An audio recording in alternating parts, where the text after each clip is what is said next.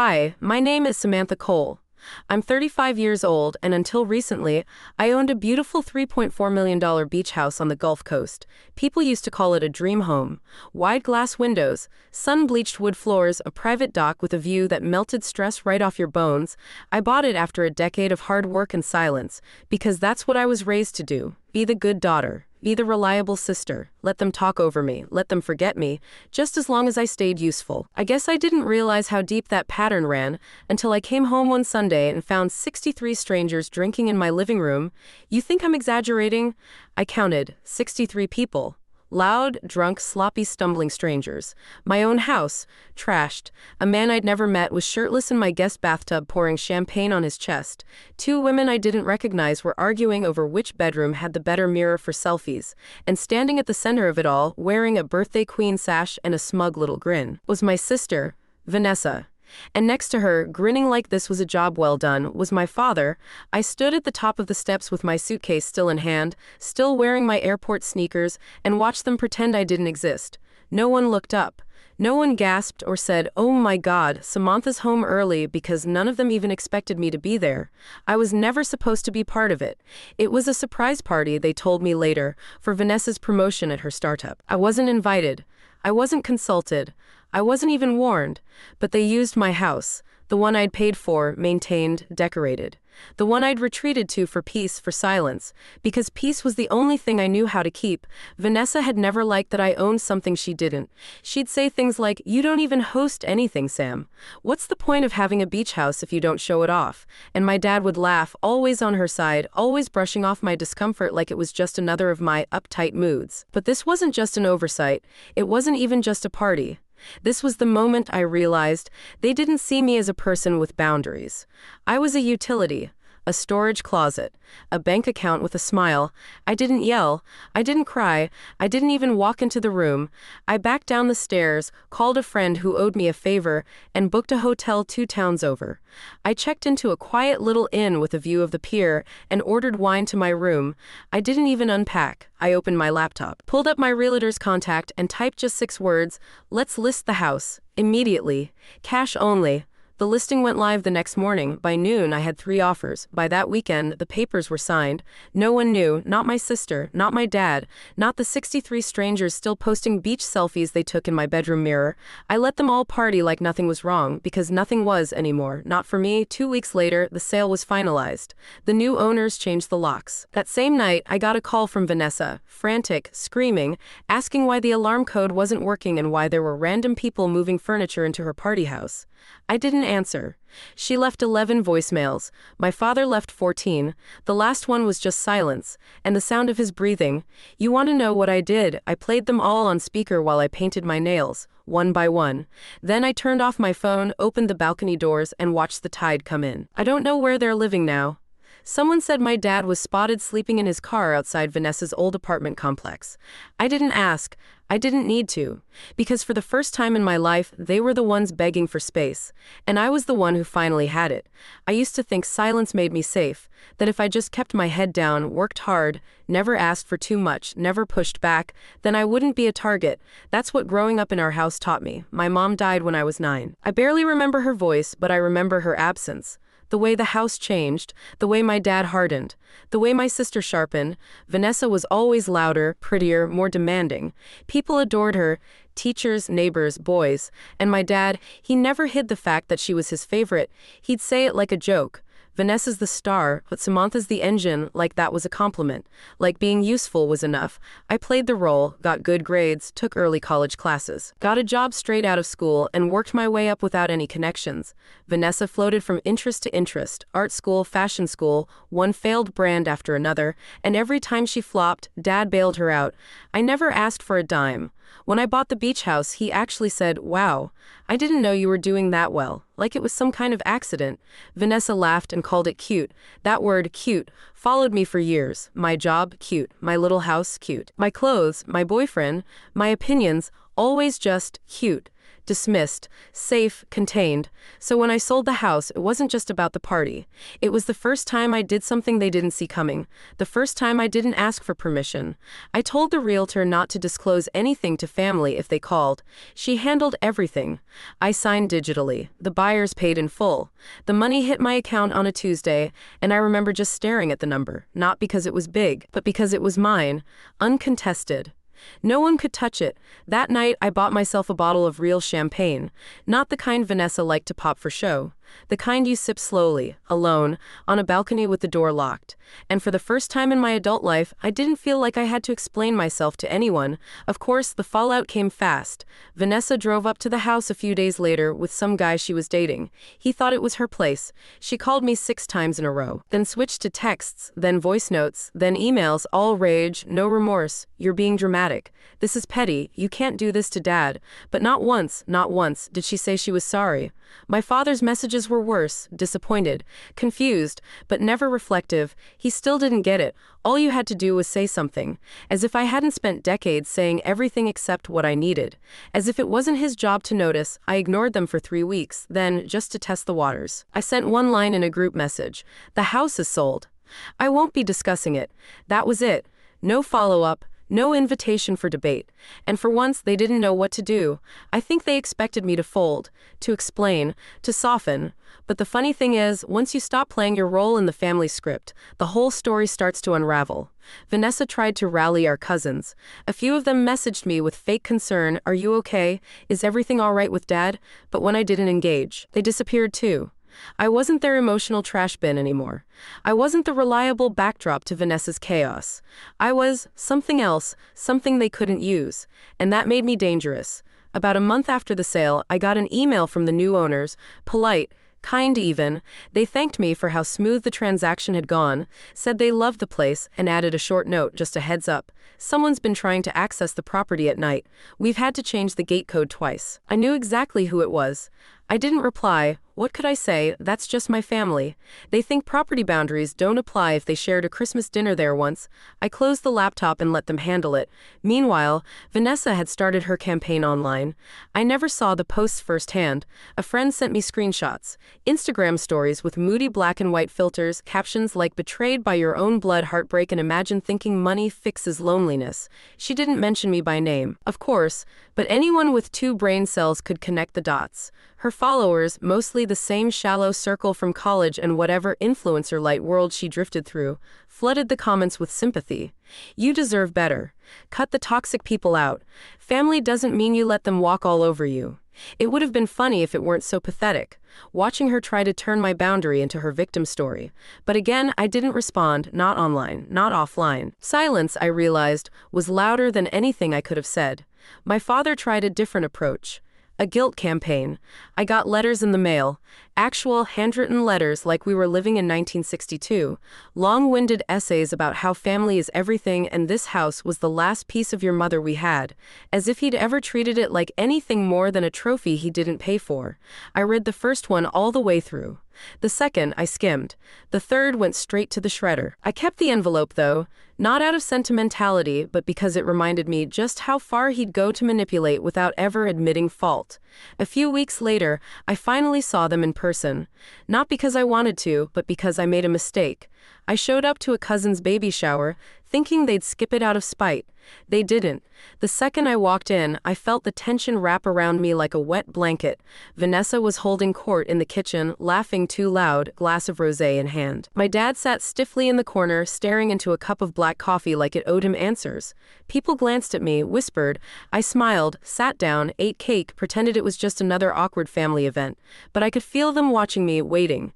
And eventually, Vanessa pounced. So she said too brightly, her voice cutting through the room, "How's life without the beach house?" I looked up, fork halfway to my mouth, smiled. "Quiet," I said, "peaceful, I recommend it." She blinked, smiled back, but it didn't reach her eyes. She was waiting for me to explain myself, to crack, to apologize, but I didn't. I finished my cake, said my congratulations, and left early. That night, I got another voicemail from my dad. Just 6 words, "You used to be better than this." I didn't reply, because the truth is, I used to be smaller, quieter, easier to ignore. That's what he missed, not me. Just the version of me that didn't ask for respect. That's the version they both wanted back. And she's gone. For good. 3 weeks after the baby shower, I boarded a one-way flight to Lisbon. No announcement, no family group chat update, no dramatic goodbye. I packed light, 2 suitcases and a carry-on, and left a clean apartment behind with the rent prepaid for 6 months. I didn't know how long I'd stay, and for the first time in my life, I didn't need a plan. I just needed distance. Lisbon was warm and chaotic and full of color. The kind of place where no one cared who your father was, or whether your sister thought you were selfish. I rented a small flat with a sea-facing window and bought fresh bread from the bakery downstairs every morning. I learned how to order coffee in Portuguese. I slept through the night without checking my phone. And every few days I checked my bank balance, not because I was worried, but because I could. I had more than enough. I was more than enough. It took me a while to stop bracing for impact, to stop expecting their voices in my head. Vanessa's condescending laugh. My dad's disappointment disguised as concern. I kept waiting for the guilt to hit harder. But it never did. What did hit me was how small my world used to be.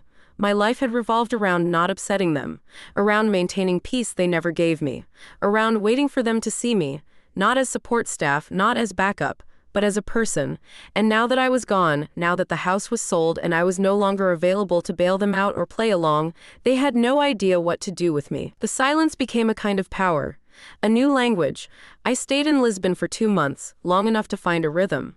I joined a local writing group, took long walks through Alfama, listened to strangers' stories, and for once didn't feel the need to make myself smaller so someone else could shine. Vanessa tried reaching out once during that time. An email, short, no greeting. Just, if you're done punishing everyone, maybe we can talk like adults. I didn't reply, because that's what she never understood. This wasn't punishment. This was peace. This was freedom. After Lisbon, I went to Seville, then Marseille, then a quiet town in the south of France where no one asked me where I was from, and no one called me cute when I voiced an opinion. I wasn't running, I was arriving, and every day I became more myself. One night, in a cafe tucked behind a narrow street, a woman around my age asked if I was traveling for work or for love. I smiled and said, neither. I'm traveling for silence. She laughed, not unkindly, and said, sounds like someone finally stopped asking for permission. And maybe that was it. I stopped asking. For space, for respect, for room to breathe. I took it, bought it, lived in it, and never once looked back. Until I did, because eventually the past always finds a way to knock. Even when you've changed the locks, even when you're halfway across the world, it shows up unexpected, uninvited, and this time it wasn't a voicemail, it was a letter. Not from my father, not from Vanessa, but from someone I hadn't heard from in over 20 years. Someone who had no reason to know where I was, and yet somehow did. The letter arrived folded into an unmarked envelope, slid under the door of my apartment in Arles, France. No stamp, no return address, just my name written in neat, almost surgical handwriting, Samantha Cole. At first, I assumed it was a note from the landlord, maybe something about the lease, but the paper was thick, expensive. Not the kind used for contracts or notices. I opened it slowly, half expecting it to be blank. Instead, I saw a single sentence, handwritten in the same sharp ink. You were never invisible to everyone. My chest tightened. I read it again, then a third time, no signature, no explanation, just that line. I sat on the edge of my bed and stared at the paper like it might unfold itself and explain more. It didn't. It just sat there, like a ghost that refused to leave.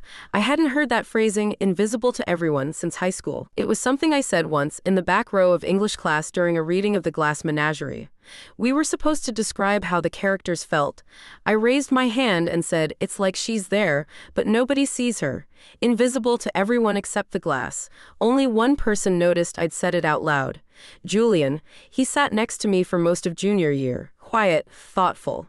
The kind of boy who wrote poetry in the margins of his notebook and never turned in anything late. We were never close, not the way teenagers called each other friends. But we understood each other, not with big conversations, just with small things, shared glances, a pencil passed in silence, a smile when no one else was looking. After graduation he vanished. Moved out of state, no social media, no updates. I never told anyone, but sometimes when things got too loud at home, Vanessa screaming about a dress she couldn't find, Dad slamming doors, I'd open my old yearbook and look for his name, just to remind myself someone once saw me. And now, 20 years later, in a city I never told anyone I'd be in, this letter shows up. with a sentence only one person could have written. It didn't make sense. How did he find me? Why now? And more than that, what did he want? I didn't tell anyone. Not my friend back in New York. Not the woman I'd been trading language lessons with in town. I just folded the paper, placed it inside my journal, and pretended I hadn't seen it. For 3 days, I walked the same path through town, half expecting to see him at every cafe corner, every bus stop. I scanned faces, I watched reflections, nothing.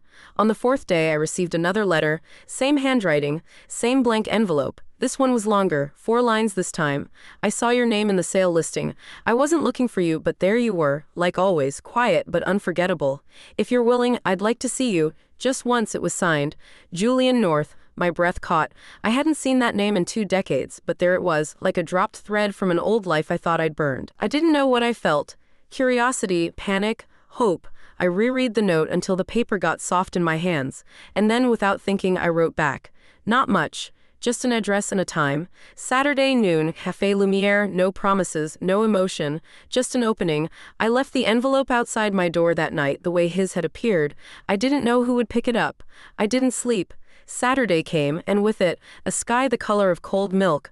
I wore a navy coat and soft boots and sat at the corner table facing the window. I told myself it was a mistake, that he wouldn't come, that this was all some strange prank. But at 12:04, the door opened, and in walked the past, older, taller, but the eyes still the same, still seeing everything I thought I kept hidden, Julian North. He sat across from me, smiled carefully, and said one word. Finally, we didn't hug, we didn't cry, we just sat there. 2 people with 20 years of silence between them and 1,000 questions neither of us wanted to ask first. Julian ordered tea. I asked for coffee, even though I barely touched it. The air between us was thick, not awkward but fragile, like one wrong word might send it all collapsing. He looked almost exactly like I remembered, a little sharper in the jaw, hair flecked with gray at the temples, but his presence, unchanged, still calm, still quiet, still observant in that unnerving way that made you feel like he saw through everything and still stayed. You look good, he said eventually. I raised an eyebrow. That's what you lead with, he smiled. I rehearsed 5 different openings. All of them sounded stupid. I let out a breath I didn't know I was holding. That laugh, that dry, lopsided half-laugh, hadn't changed at all. So I said, folding my hands on the table, "Why now?" He didn't flinch. "Because I thought about you for 20 years and did nothing. And then I saw your name in the sale records for that house and realized you were still real, still out there. And I didn't want to do nothing again." My throat tightened. I wanted to say something clever, dismissive. I wanted to keep my armor up, but his eyes didn't leave mine, and for a second I forgot I was supposed to be angry at the world.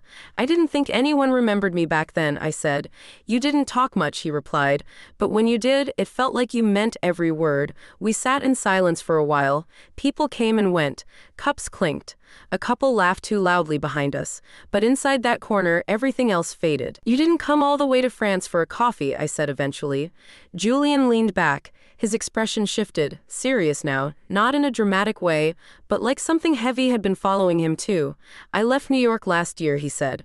"Burned out. Lost my dad, ended a marriage I probably should have never started. I took a sabbatical, came to Europe, started writing again, saw your name by accident. And you thought what exactly?" I asked, my voice lower now. "That this was fate?" "No." He said simply, "I thought it was a door. One I didn't want to walk past again." I looked out the window. A small dog barked across the street. My coffee had gone cold. "I sold the house because my family never thought I'd dare," I said softly. "They thought I'd always stay quiet, stay useful." Julian nodded. "I know that kind of family." I turned back to him. "Do you?" He didn't answer right away, just reached into his coat pocket and pulled out a folded piece of paper. I recognized the handwriting immediately. It was mine, a note I'd written in high school, barely a few words, passed to him during a substitute teacher's boring lecture. I didn't even remember writing it, but he'd kept it for 2 decades. I unfolded it slowly. It said, "You're the only one who looks people in the eye when they're sad. Don't stop." My vision blurred. I blinked fast. Julian didn't say anything. He didn't need to. In that moment, I understood something terrifying and beautiful.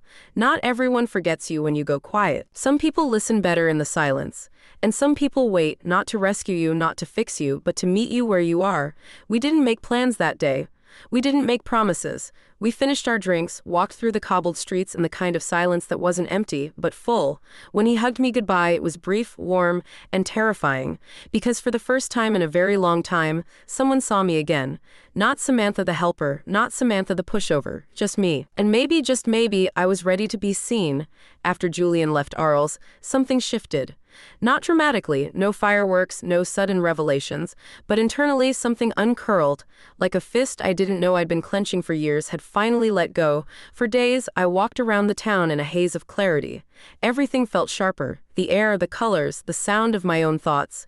I wasn't in love, I wasn't reborn, but for the first time in a very, very long time, I felt aligned. Like I was finally walking at my own pace, not rushing to keep up with someone else's expectations or shrinking to avoid their disappointment. I still hadn't told my family where I was. Vanessa had stopped trying altogether. Her last attempt was a tagged photo in some lounge bar with a caption that read, "People will always hate your light if they can't glow themselves." Subtle. My father, he'd gone quiet too. I suspected he'd either run out of things to say, or more likely he was too embarrassed to admit he had no control anymore. Either way, the silence suited me. One afternoon, I received a bank notification, not about money going in, but money trying to come out, from an old joint account I'd forgotten even existed, one that had been opened back when I was 21 and trying to help Vanessa start her consulting agency. I'd deposited a few $1,000s into it then, just to help her qualify for the business license. She'd promised to shut it down once her real investors came through. She never did. And I, of course, never followed up. Until now. The alert showed an attempt to transfer $8,400 to an unfamiliar personal account. I froze. I hadn't thought about that account in over a decade. I almost didn't remember the login, but muscle memory kicked in. I found the credentials buried in an old email, logged in, and sure enough, there it was, still active, still under both our names, still holding $9,102. And Vanessa had tried to empty it, without asking, without warning, without shame. I stared at the screen, my heart weirdly calm, not angry. Not hurt, just done. I called the bank, revoked her access, and moved the remaining funds to my personal account. Then I closed it, permanently. Not 5 minutes later, my phone buzzed. Unknown number. I didn't answer. It buzzed again, then a third time. Finally, a message. "You seriously just took my money? You're unbelievable." No name, no punctuation, just raw, brittle entitlement. I blocked the number. I didn't respond. I didn't even screenshot it. I'd spent most of my life cataloging proof of other people's wrongs. Texts, voicemails, emails, just in case I ever needed to justify my reactions. But now, I didn't need permission to walk away. I didn't need evidence to feel free. I didn't need to argue. The account was closed. The house was sold. My life was mine. That same night, I took myself out to dinner. Alone, not because I had no one to eat with, but because I finally realized I enjoyed my own company. I ordered wine without asking anyone else's opinion, tried escargot for the first time, and laughed out loud at something the waiter said without worrying who might think I was being too much. I went home full, sleepy, and safe. And in the middle of the night, I woke up from a dream that didn't feel like a dream at all. It was my mother, sitting at the end of a bed that looked like mine but wasn't. She wasn't speaking, just watching. Her expression was calm, her hands folded, her presence so familiar it made my chest ache. I didn't remember much else except one thing. Her eyes, they weren't sad. They weren't warning me. They were proud, and for reasons I still can't explain, I woke up with tears in my eyes and the sudden urge to write everything down. Maybe that's why I'm telling this story now, not for closure, not for revenge, but because I don't want to forget what it feels like. This moment, this version of myself. The woman who stopped asking for room and built her own instead. The woman who left the door open not for those who abused her silence, but for the ones who waited until she was ready to speak. Like Julian, like the girl I used to be. Like the version of me I am finally starting to believe was worth fighting for all along. A few days after that dream, I found myself on a train to Florence. I didn't plan it. I just woke up, packed a bag, walked to the station, and bought a ticket. Something in me needed motion, not escape, just expansion. I'd spent so many years living in tight boxes. The expectations box, the daughter box, the sister who never complains box. And now, even after selling the house, closing the accounts, cutting the ties, there were still corners inside me that felt dimly lit. Florence was soft around the edges, golden, romantic in a way that didn't feel performative. I wandered through narrow streets and old cathedrals, not because I wanted to check anything off a list, but because I finally could. I bought a notebook from a quiet shop tucked behind a bakery and began to write again.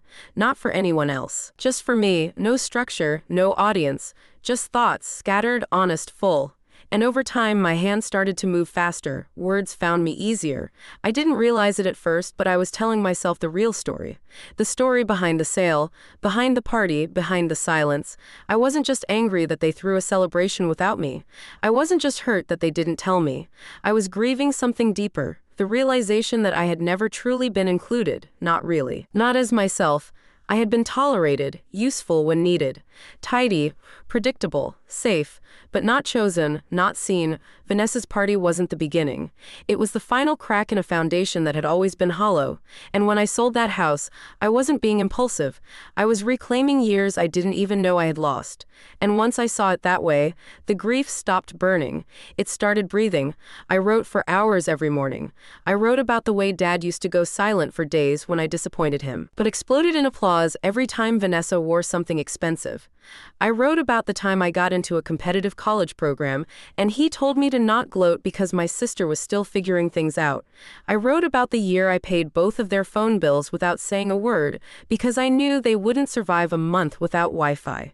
And I wrote about the night I sat in that beach house by myself, a thunderstorm rolling in, and realized I didn't want to share it with anyone who hadn't already earned a place in that silence. It wasn't bitterness. It was awakening. There's a difference. Julian wrote once while I was in Florence. A postcard, no return address, just 3 lines. I'm not chasing you, just walking at your pace, wherever that takes you. I smiled when I read it, not because it was romantic, but because it was true. No pressure, no performance, just presence. And after everything I'd been through, that was enough. More than enough. That postcard sits folded in the back of my new journal now. Not as a symbol of anything unfinished, but as a quiet reminder that not all connections are meant to demand. Some are meant to witness. After nearly 3 months in Florence, I flew back to the States, not to New York, not to them. I chose a small town on the West Coast. Ocean nearby, but not the same kind of beach. No ghosts in the water, no footsteps in the sand that used to belong to people who broke me. Just fresh air, pine trees, and the sound of seagulls that didn't carry memories. I found a modest house with a red door and uneven floors. I bought it outright. No co-signers, no names on paper but mine. The first thing I hung on the wall was a photo of myself from age 10, standing awkwardly at a school recital, clutching a cheap plastic trophy. No one came to that event. Vanessa had a tennis tournament, Dad had work. But I remembered how proud I felt that night. Even alone, I hung that photo right where I could see it when I woke up every morning. Not because it was sad, but because it reminded me of who I'd been long before they taught me to be invisible. That girl still exists. And now, finally, she has a place to live. The house with the red door became my sanctuary. Not a fortress, not a showpiece, but a space that reflected me in ways no one ever tried to understand before. It creaked when I walked, especially in the mornings, and the windows stuck a little if the sea air got too thick. But it was mine, not bought for status, not staged for company, just mine. I painted the kitchen yellow, not a muted, tasteful yellow, but a bold, sunflower gold that made the entire room glow at sunrise. I filled the shelves with mismatched mugs from thrift shops and market stalls I'd passed through in Portugal, Italy, France, each one holding a different memory, a different version of me. The books on the shelves were ones I actually loved, not ones I kept because they looked impressive. I started baking again. Nothing fancy, just simple loaves and the kind of cookies that make a house smell like someone lives there. I adopted a dog. His name's Marvin. He's old, slow, and too big for the furniture. He follows me from room to room like I might disappear if he blinks. I think we understand each other. Some days I go hours without speaking, not because I'm lonely, but because I finally don't have to explain myself to anyone. And yet the silence is never heavy. It's full, teasful, alive. One afternoon, I got a letter in the mail, not from Julian, not from a friend. It was from my father. The handwriting on the envelope was shaky, older than I remembered. I stood at the counter with Marvin at my feet and stared at it for a long time before opening it. Inside there were 3 pages, handwritten, no return address, no threats, no attempt attempts to guilt. Just his words. The first line nearly made me drop the paper. I don't know if you'll read this, but I need to say it anyway. I read every word, slowly, carefully. He wrote about the night I sold the house, how he hadn't understood at first, how angry he was, how confused, but somewhere between his pride and his comfort. He started to realize what he'd missed. He admitted to failing me, not dramatically. Not like in movies, but in the small, relentless ways that wear a daughter down over time, choosing Vanessa's noise over my quiet, rewarding charm over effort, assuming that because I never complained, I never hurt. He didn't ask for forgiveness. He didn't expect a reply, he just said it. And at the end, one final line, I used to think silence meant strength. Now I wonder if your silence was just the sound of me never listening. I didn't cry. I just folded the letter, placed it in the back of my drawer next to Julian's postcard, and took Marvin for a walk. Because here's what I've learned, closure doesn't always come wrapped in a perfect apology. Sometimes it's a letter 3 decades too late. Sometimes it's an empty beach house you finally walk away from. Sometimes it's the sound of your own breath in a kitchen you painted gold without anyone's permission. I never wrote back, not because I'm holding a grudge, but because some things don't need a response. They need peace, and I have that now. It's in the coffee I make each morning. It's in the silence that no longer aches. It's in the way Marvin leans against me like he trusts I'm staying. And it's in the quiet knowledge that I don't owe anyone the old version of me just because they're finally ready to miss her. That girl is gone. And the woman who took her place, she's not going anywhere. A few months passed in a rhythm I'd never known before. Not rushed. Not dictated by crisis or guilt or expectations. Just steady. On Sundays, I went to the farmer's market and bought too many peaches. On Tuesdays, I took Marvin to the cliffs, where he sniffed at the wind like it whispered something he needed to hear. I joined a pottery class. I learned how to throw bowls that came out lopsided, imperfect, deeply mine. I wasn't building a new life out of spite. I was building it because, for the first time, I had space to do it without waiting for someone else's permission. One morning, I received an invitation in the mail. Heavy cardstock, cursive font, Vanessa's name, a wedding. She was getting married in Santa Barbara. I hadn't heard from her in almost a year, not since the banking fiasco, not since her last string of passive-aggressive quotes online. I turned the envelope over, looking for a note. There wasn't one, just my name on the front. Not Samantha, not Sam, just my full name in neat, detached calligraphy. The date was 3 weeks out. A seaside venue, designer dress code. I stood at the counter staring at it, trying to decide if I felt anything. Anger, no sadness, not really. Mostly I felt removed, like I was watching a movie I used to care about, but now I'd outgrown the plot. I didn't RSVP. I didn't ask who she was marrying. I didn't call anyone to speculate. I just placed the invitation in the recycling bin and poured myself a cup of tea. The day of her wedding, I drove inland, away from the coast, away from all the noise. I spent the afternoon in a quiet little bookshop 2 towns over, bought a used copy of a novel I'd loved in college, and reread the first chapter in the Sun that night. I made pasta, opened a bottle of red wine, gave Marvin a little piece of prosciutto, and watched him pretend to chew it like he was royalty. The next day, I woke up to 4 missed calls. 2 from a number I didn't recognize. 2 from my father. A text came in an hour later, from him, short, cold. You could have at least had the decency to show up. I stared at the screen. The irony almost made me laugh. Decency. That was rich. I thought about replying, about reminding him how many birthdays, promotions, holidays I had gone through without so much as a phone call.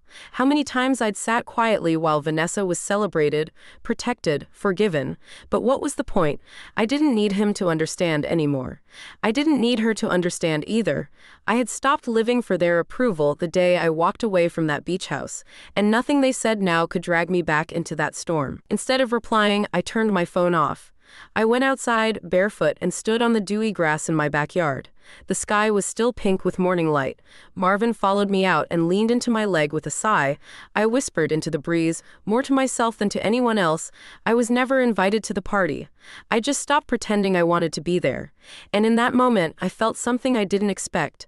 Not satisfaction, not smugness. Just a clean kind of freedom. The kind that doesn't need to be announced. The kind that doesn't demand revenge. The kind that simply exists. quiet, unshakable, mine. A week after Vanessa's wedding, I got a letter in the mail. Not an invitation, not a threat, and not another attempt to manipulate me into guilt. It was a check, made out to me, for $4,500. No note, no context, just the check and a tiny post-it that said, in her handwriting, "This was yours from the business account. I shouldn't have touched it." I stared at it for a long time. Not because of the money, I had more than I needed, but because it was the closest thing to an apology Vanessa had ever offered me in her life. A number on a piece of paper, offered not with grace, not with humility, but with that stiff, reluctant half-remorse that only shows up when someone's afraid of looking bad in front of someone else. I didn't cash it. I didn't rip it up either. I placed it in a drawer with the old family photos I hadn't looked at in months. That's what she was now. A memory I didn't need to hang on the wall, but wasn't afraid of anymore. A piece of a past I had outgrown.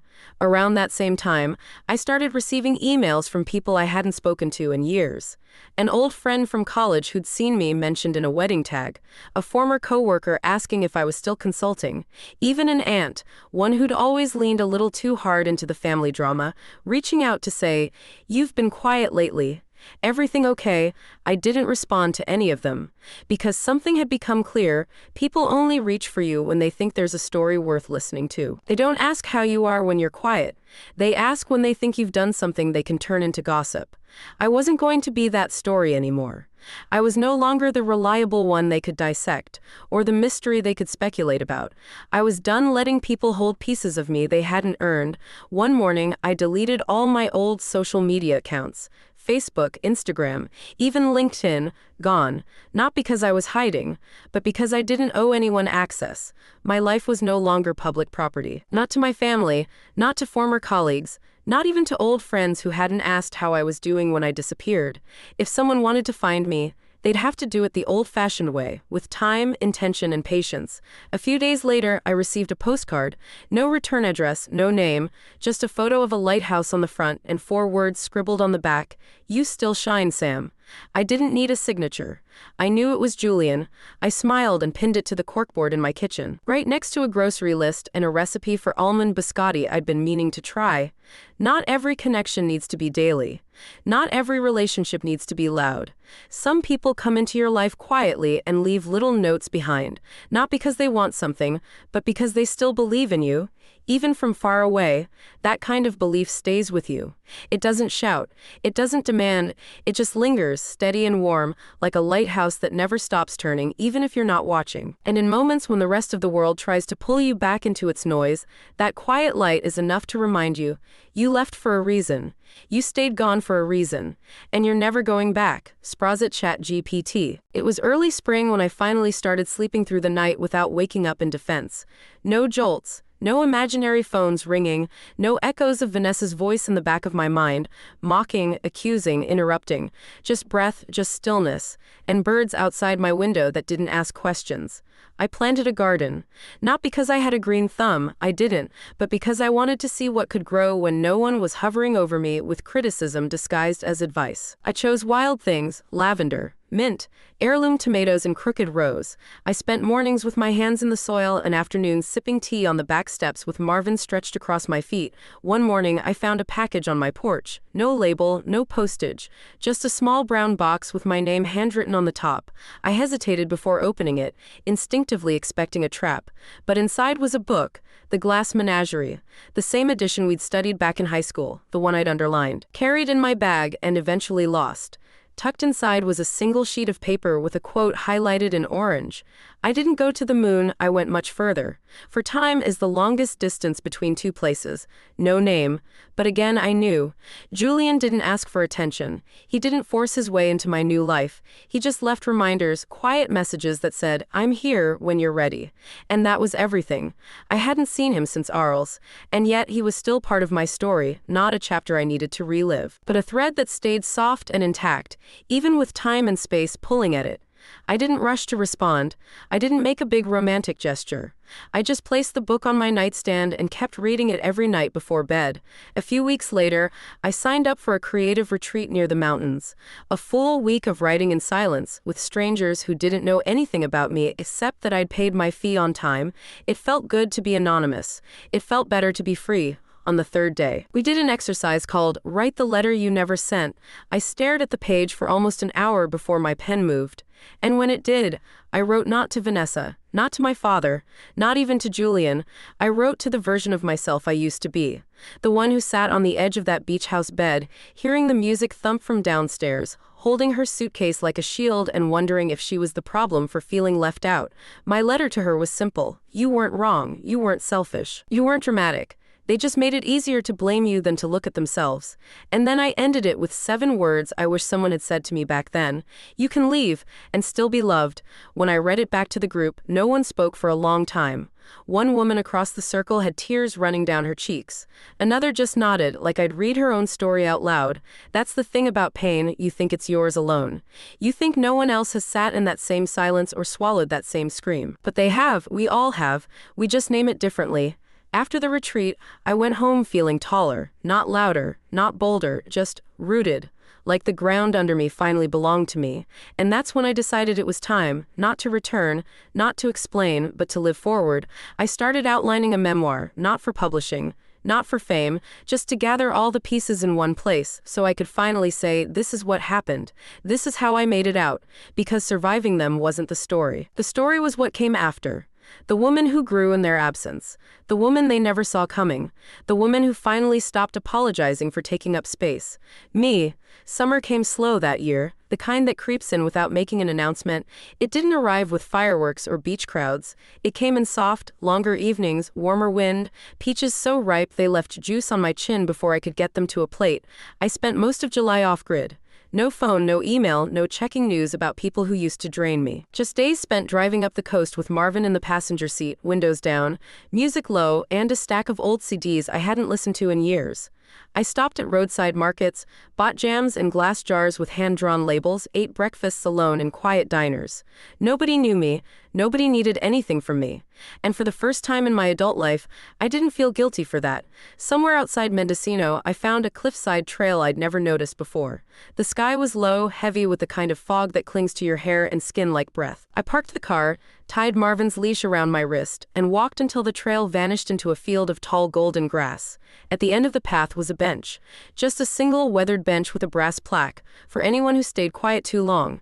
I sat down and didn't move for nearly an hour, just breathed, watched waves roll in and vanish, thought about how much I'd lost, and how much more I'd never really had in the first place. The illusion of family, the myth of being chosen, the exhausting hope that one day someone would say, you matter.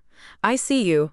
But I saw me now, and that was enough. When I finally stood to leave, there was a man about 20 yards down the trail, facing the ocean. Tall still. I wouldn't have noticed him if not for the dog at his feet, a familiar dark retriever with a crooked tail. My breath caught. Julian. I hadn't told him where I was going. We hadn't spoken since the postcard, but somehow, in this wide world on this hidden trail, we found ourselves standing in the same wind. I didn't call his name. I didn't need to. He turned like he already knew I was there. And when our eyes met, something passed between us. Not urgency, not destiny, just understanding. He walked toward me, slow. Marvin stood and wagged his tail, leaning into my leg like he already approved. Julian stopped a few feet away. No smile yet. No words, just his presence, solid and familiar like it had always been waiting quietly on the edge of my life. You came, I said, softly. So did you, he replied. Neither of us ran. We stood there in the tall grass, the ocean roaring behind us like a memory we no longer had to carry. And I knew this wasn't a reunion. It wasn't a beginning or an end. It was a continuation. Two people who had nothing to prove anymore, who had stopped performing, who had stopped explaining themselves to rooms that never deserved their honesty. We walked the rest of the trail together without touching, without rushing. Just two people moving in the same direction, on purpose. That night, back at my house, I found another note waiting. Not from Julian, not from Vanessa, but from the realtor who had sold the beach house. Funny thing, it read. The new buyers backed out.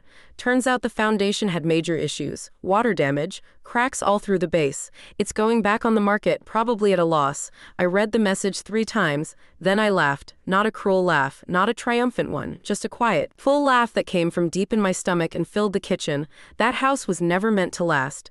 Just like the version of me who used to live in it. Some structures have to collapse so something better can be built. Not taller, not flashier, just stronger. And And this time, with my own blueprints. In the days that followed, Julian didn't disappear. He didn't move in, he didn't make grand speeches, and he didn't try to fill spaces I hadn't offered. But he stayed, not in the way others had, conditional, temporary, watching for moments to insert their wants. He stayed like someone who'd learned to wait without demanding. Some mornings, he brought coffee and sat on the porch steps with Marvin curled up between us. Other days, we didn't speak at all, just exchanged books, shared long looks, and let the wind fill the silence. I told him things I hadn't said out loud in years. About the time I found Vanessa shredding my journal at age 16 because she didn't like how I wrote about her. About the college acceptance I kept to myself for a week because I already knew Dad would brush past it. About the time I scraped together 3 paychecks to send flowers to our mother's grave, and nobody even noticed they were gone the next day. He listened like none of it surprised him, but all of it mattered. And in return, he told me his own quiet losses. The father who never forgave him for choosing poetry over law. The wife who said you're too much in your head one too many times before packing her things and leaving a note, not a conversation. The years he spent trying to write books that publishers said were too quiet for their market, we sat with those truths like they were old friends, not fixing, not flinching, just holding space. I didn't know what we were. I didn't need to. For once, I wasn't building something around a label. I wasn't curating a story to make other people feel comfortable. I was simply allowing something real to breathe. And it was enough. Meanwhile, the house across the street from mine was sold. A young couple moved in, nervous, hopeful, still carrying that fragile newness that shows up when you haven't yet realized that love isn't about what you post online, but how you show up when the silence stretches too long. I baked them a pie.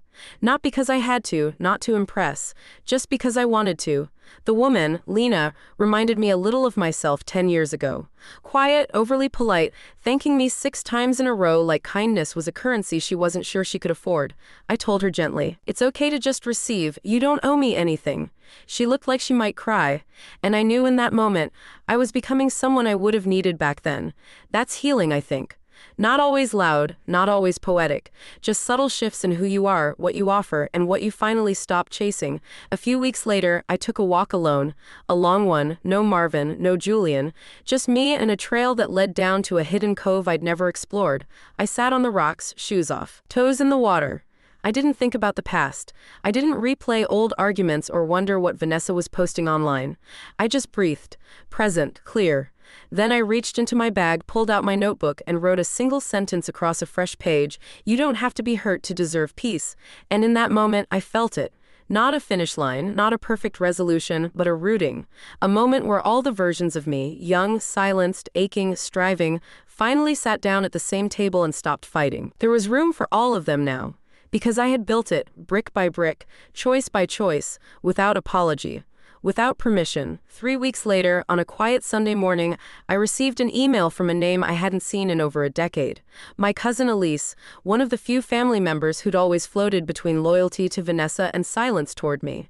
She was never cruel, but she never stood up either. Her email was short, just a few lines. Hey Sam, I know you probably don't want to hear from me, but I thought you should know, Vanessa's house went into foreclosure. I guess the wedding money didn't last.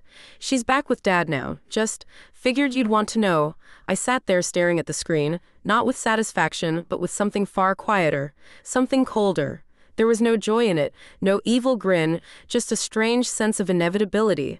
That's what happens, I suppose, when people spend years building entire identities on control, perception, and other people's patience. Eventually, the scaffolding gives out. I didn't respond. Not to Elise, not to anyone. I didn't need to. Instead, I stood up, walked into the kitchen, and opened the drawer where I'd kept Vanessa's check. That stiff little apology she'd mailed months ago with no return address and even less sincerity. I looked at it one more time, crisp, hollow. $4,500 trying to buy her way out of 20 years of small betrayals. Then I ripped it in half, then in half again, then again, until the pieces were too small to mean anything. I swept them into the trash, washed my hands, and went on with my day. That afternoon, I met Julian at the trailhead behind the cliffs. He brought 2 sandwiches and a blanket. We didn't talk much. We didn't need to.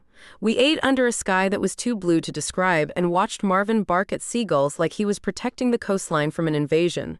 At one point, Julian looked over and asked, "Do you ever miss them?" I thought about that. Let the wind tug at the silence between us. "Sometimes," I said, "but I think I'm just missing who I pretended they were. Not who they actually were," he nodded. Didn't press. That's why he stayed. Because he never tried to fix what wasn't his to fix. The next morning, I did something I hadn't done in years. I wrote a letter. Not to Vanessa, not to my father. To the woman who will someday find herself where I once was, standing in the kitchen of a house she worked to build, realizing her family never saw her as more than a resource. Dear you, you're not dramatic. You're not selfish. You're not the villain in their version of the story just because you finally decided to leave the room. You don't have to burn everything down, but you're allowed to walk away from the fire they built. You don't owe them a second chance just because they finally ran out of ways to use you. You're allowed to be done, fully, truly, and without guilt, because freedom isn't loud. It's quiet, and when you feel it, you'll wake up one morning, pour coffee into your favorite chipped mug, and realize you're not waiting anymore. You're living, and that's the real revenge. Samantha Cole. I printed it, folded it, placed it in the back of the glass menagerie between pages 47 and 48, and left the book on a bench in the park. No note, no signature on the inside, just the words, a message in a bottle, a lighthouse for whoever needed it. Because I know now, the best revenge isn't cruelty. It's clarity. It's peace so loud it silences every lie they ever told about you. Vanessa and my father are still circling each other in whatever emotional echo chamber they built for themselves. They still haven't asked the right questions, still haven't apologized the right way. And I no longer care. I live in a small house with a red door, a crooked garden, and a dog who loves me better than most people ever tried to. I have mornings with birdsong instead of obligation, afternoons filled with books, bread, silence, and sun. I still speak to Julian. We don't make big promises. We just show up, again and again, in quiet ways that last longer than fireworks. I'm not angry anymore. I'm not trying to prove anything. I'm just free, and I hope truly, deeply, quietly, that one day she wakes up and realizes what she lost. But if she doesn't, I'll still be here, with peace in my chest, a life I built alone, and not a single key left to hand her.